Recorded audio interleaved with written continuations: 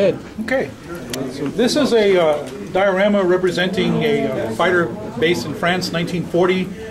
For those that don't know, this year is the 75th anniversary of the Battle of Britain.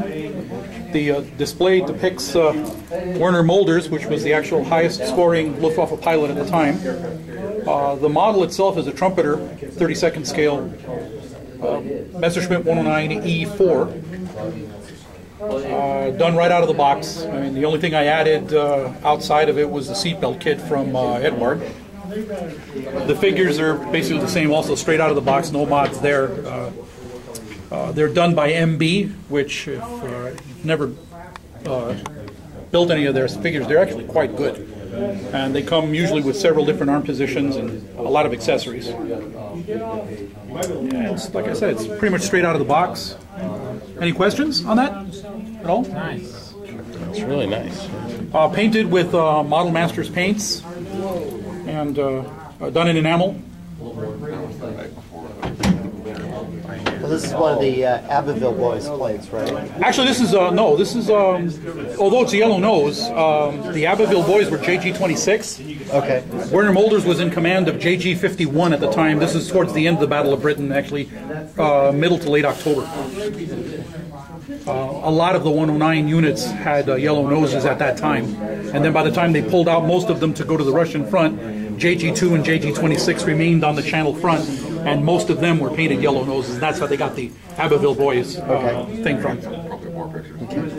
And that's the canopy and windscreen from the kit? Oh yeah, yep. Okay. Like I said, other than the seatbelt kit from Edward, everything else is right out of the box.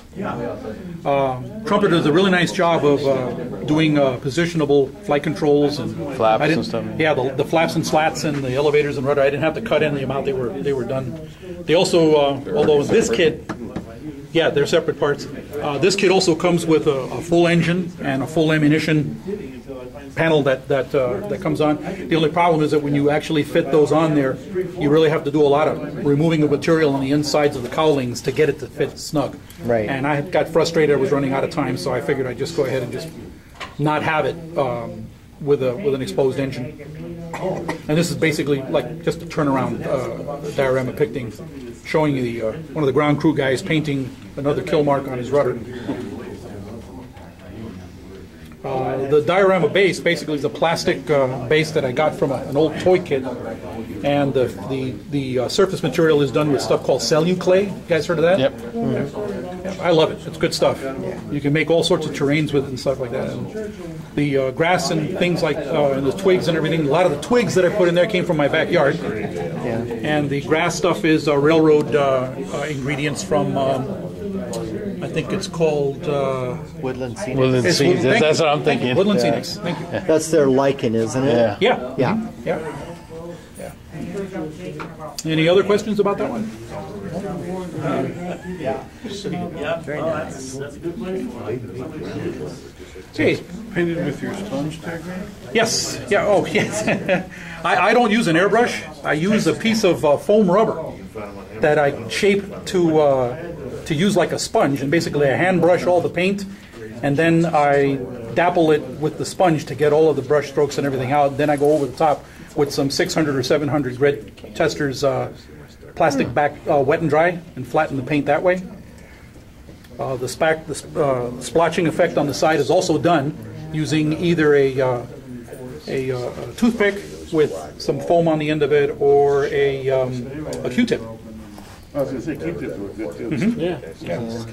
It gives you the better effect, because in 1940 a lot of these this dappling that's done on the side was actually done in the field by hand. Oh yeah. And I've actually got black and white photographs of these guys applying this stuff with mops. Yeah. Like invasion stripes. Yep. Everybody always does such a neat job on invasion stripes. Exactly. They were out there the night before with mops. Well, later on in the war, as of middle of 42, late 42, the German factories started doing this dappling effect using an airbrush, of course, an industrial airbrush.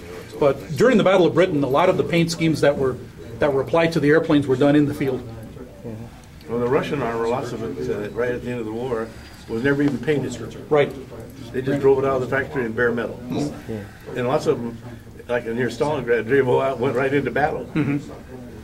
Well, same thing with their planes. I mean, they painted them with whatever paint came from the local tractor factory. Yeah. That's why we have so much fun when you